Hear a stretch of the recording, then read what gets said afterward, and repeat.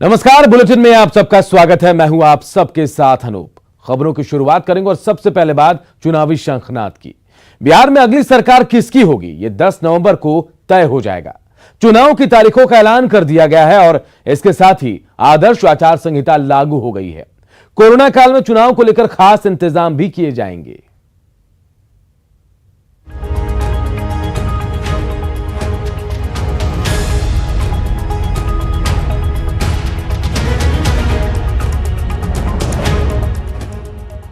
बिहार विधानसभा चुनाव की तारीखों का ऐलान कर दिया गया है। चुनाव 3 चरणों में होंगे। बिहार विधानसभा चुनाव कोविड काल में सबसे बड़ा चुनाव है। इसके लिए चुनाव आयोग ने खास इंतजाम किए हैं। सभी 243 सीटों पर वोटिंग होगी। पहले चरण की वोटिंग 28 अक्टूबर को, दूसरे चरण का मतदान 3 नवंबर को, जबकि तीसरे और आखिरी चरण की वोटिंग 7 नवंबर को होगी। जबकि 10 नवंबर को वोटों की गिनती होगी, यानी रिजल्ट का दिन। सीटों के हिसाब से यदि बात करें तो 28 अक्टूबर को पहले चरण में 71 सीटों पर, 3 नवंबर को दूसरे चरण में 94 सीटों पर और तीसरे चरण में 7 नवंबर को 78 सीटों पर वोटिंग होगी। In first phase, 71 assembly constituencies in 16 districts, including most of the LWE districts, will go for poll. It will be held in approximately 31,000 polling stations. In second phase, 94 assembly constituencies in 17 districts will go for poll. It will have approximately 42,000 polling stations. In third phase, 78 assembly constituencies in 15 districts will go for poll. It will have approximately 33.5 thousand polling stations. Counting of votes 10th November, but that will be for all the phases, right? Corona की वजह से चुनाव आयोग ने खास इंतजाम किए हैं। भीड़-भाड़ वाले इलाके में जाने या फिर भीड़ इकट्ठा करने को लेकर गाइडलाइन जारी की गई। बड़ी जनसभाएं नहीं होंगी। डोर टू डोर प्रचार में एक साथ 5 लोग ही शामिल हो सकेंगे। पार्टियों और उम्मीदवारों को वर्चुअल प्रचार करना होगा। उम्मीदवार ऑनलाइन नामांकन भी कर सकते हैं। ऑफिस में जाकर नॉमिनेशन करने पर कोई भी उम्मीदवार 2 से ज्यादा गाड़ियां नहीं ले जा सकेगा। पोलिंग बूथों पर वोटरों की संख्या कम कर दी गई है। एक बूथ पर 1000 वोटर होंगे। साथ ही मतदान का समय भी बढ़ा दिया गया है। इस बार सुबह 7 बजे से शाम 6 बजे तक वोटिंग होगी। Bureau report, news 18। तो 3 चरणों के चुनाव का परिणाम जो है वो 10 नवंबर को आएगा। जरा इस खबर को भी समझते हैं। 2015 अगर विधानसभा चुनाव की बात करें तो ये चुनाव जो है 5 चरणों में हुआ था। इसके अलावा हम आपको बताएं, जेडीयू, आरजेडी और कांग्रेस एक साथ उस वक्त यानी 2015 में चुनाव लड़ी थी। चुनाव के परिणाम जो है वो 7 नवंबर को घोषित कर दिए गए थे। और देखिए, 80 विधायक के साथ आरजेडी सबसे बड़ी पार्टी बनकर आई थी और इस बार जेडीयू और बीजेपी साथ चुनाव लड़ रही है। चुनाव की तारीखों के ऐलान का सभी दलों ने स्वागत किया। सत्ता पक्ष फिर जीत का दावा कर रहा तो विपक्ष सत्ता में वापसी को आश्वस्त है।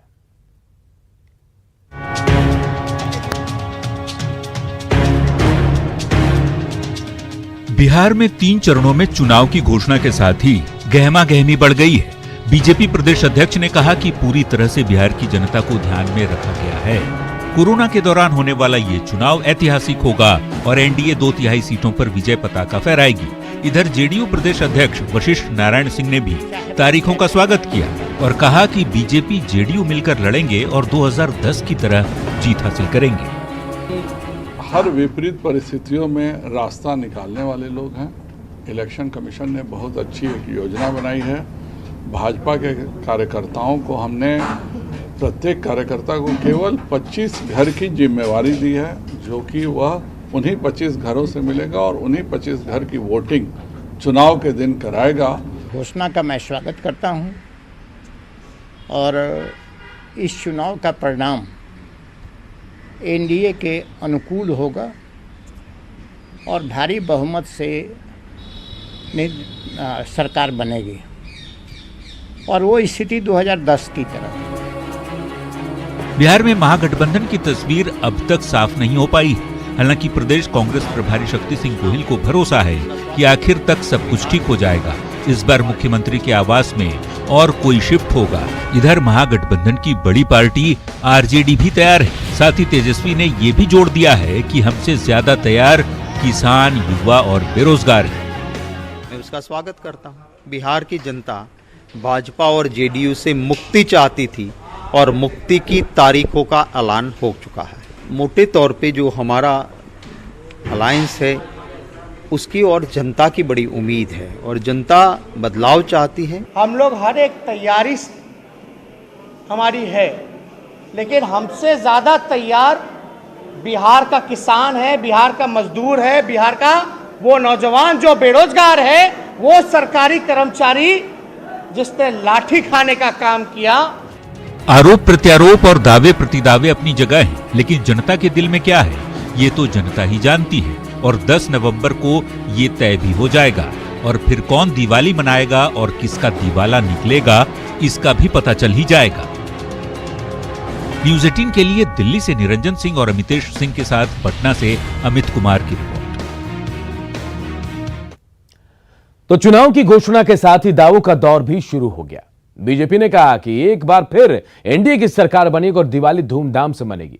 तो जेडीयू ने कहा कि नीतीश कुमार को 15 साल के कामों का जनता इस पर वोट देगी, इनाम देगी। आरजेडी को सत्ता में वापसी का भरोसा है, तो हम की माने तो महागठबंधन की सीटें और कम हो जाएंगी।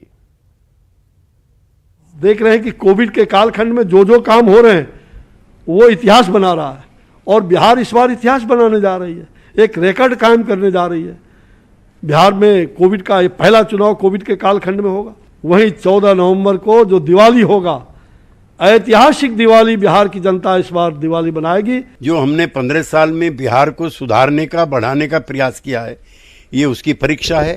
जो पिछले 15 वर्षों में लालू जी और राबड़ी जी के नेतृत्व में खराबी आई है, उसके भी इम्तिहान की प्रतीक्षा है। और हमें उम्मीद है कि बिहार में चुनाव नहीं है, बिहार में सिलेक्शन है। बिहारियों जगो जगो की बज गई रणभेरियां, कमर कसो की बढ़ चलो स्वीकार के चुनौतियां। जो इसके लिए तैयार है आप लोग? इसीलिए तो बिहार की जनता तैयार है। सूद ब्याज के साथ बदला लेगी। वोट से और बम्पर नंबर से अगली सरकार को बनाएगी। और हम समझते हैं कि जो विरोधी दल के लोग हैं उनकी संख्या बहुत कम होगी। और विधानसभा के साथ साथ बिहार में विधान परिषद का भी चुनाव होगा। विधानसभा के साथ विधान परिषद का चुनाव होगा। स्नातक और शिक्षक निर्वाचन क्षेत्र के लिए यह चुनाव होगा। बिहार विधान परिषद की 8 सीटों पर चुनाव होना है। 4 शिक्षक और 4 स्नातक विधान परिषदों पर सीटों पर चुनाव होना। देखिए, स्नातक और शिक्षक निर्वाचन क्षेत्र के लिए चुनाव होगा और इसकी तारीखों का ऐलान भी कर दिया गया है। बिहार विधान परिषद की 8 सीटों पर यह चुनाव होना है। 4 शिक्षक और 4 स्नातक विधान परिषद सीटों पर यह चुनाव है और इसके लिए भी तारीखों का ऐलान कर दिया गया है। पटना, दरभंगा, तिरहुत और कोसी स्नातक सीट पर चुनाव होंगे। चुनावी बिगुल बजते ही नीतीश कुमार ने नया नारा दिया है। सीएम ने सक्षम बिहार, स्वावलंबी बिहार का नारा देते हुए कहा कि अब 7 निश्चय पार्ट 2 शुरू किया जाएगा। नीतीश ने भी कहा कि अगर जनता उन्हें फिर मौका देती है तो युवाओं पर फोकस किया जाएगा और सरकार युवा शक्ति बिहार की प्रगति के नारे के साथ आगे बढ़ेगी। जैसे पिछली बार हम लोगों ने 7 निश्चय जो पहला चलाया, वो पहला 7 निश्चय, अब अगर मौका मिलेगा तो दूसरा 7 निश्चय के बारे में हमने सोच लिया। उसी तरह से योजनाएं सब लोगों के लिए 7 निश्चय 2, 7 निश्चय 1, उस पर तो हम क्रियान्वित कर दिए। और एक बात हम बता देते हैं, जो हम 7 निश्चय 2 की बात कर रहे हैं उसमें हमने यह भी प्रावधान रखने के बारे में निर्णय किया है, मन है मेरा, कि भाई जो भी हम काम कराएंगे उसका अनुरक्षण होगा, मेंटेनेंस होगा।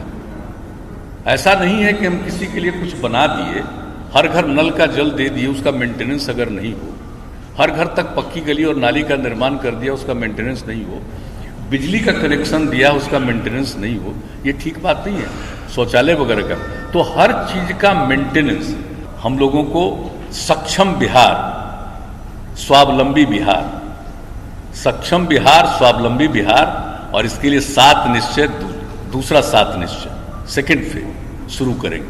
और पहला है यूथ के लिए हम लोगों ने सोचा है, पहला है हमारा युवा शक्ति बिहार की प्रगति। अब उसमें युवाओं को, एक तो सबको मालूम है कि भाई राज्य सरकार में या कहीं भी केंद्र सरकार हो या किसी भी राज्य में हो, हर एजुकेटेड व्यक्ति को या किसी को भी, सबको तो सरकारी नौकरी नहीं मिल सकती, उसकी तो एक सीमा है। लेकिन उनकी ट्रेनिंग इतनी होनी चाहिए, न सिर्फ एजुकेशन बल्कि उसके अलावा उनकी ट्रेनिंग इस तरह से होनी चाहिए कि साहब उनको काम मिले। अगर कोई उद्यमिता विकास के लिए काम करेगा, आपको मालूम है नई हम लोगों ने औद्योगिक नीति भी बना दी, उद्यमिता के विकास के लिए हम लोग मदद देने का भी निर्णय कर लिए। लेकिन जो उद्यमिता विकास जो करेगा, कोई भी काम करना चाहेगा, किसी भी प्रकार का उद्यम, कोई नया यूथ, तो उनको हम मदद करेंगे। उसको जितना इन्वेस्टमेंट होगा किसी भी काम में, तो मिनिमम 50% का, 3 लाख रुपया या 50% जो भी उसके लिए जरूरी है, उस तरह का हम उसको उद्यमिता के काम के लिए मदद करेंगे। हम लोग का पहले से भी है, अनुसूचित जाति, जनजाति और अति पिछड़े वर्ग के लिए तो हम लोग उद्यमिता के लिए दे रहे हैं मदद। लेकिन ये किसी के लिए भी, कोई भी वर्ग का हो, कोई भी हो, स्टूडेंट, कोई भी यूथ हो, हर किसी को हम लोग, अगर वो चाहेगा कोई काम करना तो उसमें हम इस तरह का मदद करेंगे। और अगर कोई भी उस विवाहित भी हो जाएगी, स्वाभाविक है, ग्रेजुएशन कर लेगी, तब उनको हम 25,000 रुपये दे रहे हैं। अब हमने अब अगली बार आपके लिए तय कर दिया है कि भाई कोई भी लड़की इंटर कर लेगी तो उसको 25,000 रुपया दें आगे के लिए, और अगर ग्रेजुएशन कर लेगी तो 50,000 रुपया देंगे हर महिला के लिए, हर लड़की के लिए। तो ये भी हम लोगों का है, सक्षम महिला के लिए, सशक्त महिला, सक्षम महिला। कोविड-19 महामारी ने भारत में बाइक रिपेयरिंग मैकेनिकों के जीवन को भी काफी अस्त व्यस्त कर दिया है। लॉकडाउन खोलने के साथ जैसे जैसे अब ये मैकेनिक अपने काम पर वापस आ रहे हैं, इन्हें अब हमारे सहारे की जरूरत है, जिससे कि ये अपने भविष्य को सुरक्षित रख सके। इसको खास ध्यान में रखते हुए कैस्ट्रॉल एक्टिव ने नेटवर्क 18 के साथ मिलकर प्रोटेक्ट इंडियाज इंजन नाम के एक पहल की शुरुआत की है। इस कैंपेन को अपना भरपूर समर्थन देने के लिए मिस्ड कॉल दे इस नंबर पर। नंबर है 7574003002, या फिर आप लॉग ऑन भी कर सकते हैं www.protectindiasengine.com पर। आने वाले दिनों में आपका यह संकल्प बहुत मददगार साबित होगा, ये सुनिश्चित करने में कि हमारी जिंदगी बिना रुके आगे बढ़ती रहे।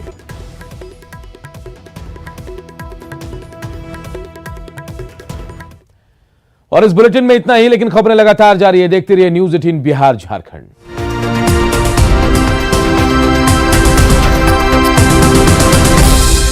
इस न्यूज हेडलाइंस के प्रायोजक सच्ची सहेली।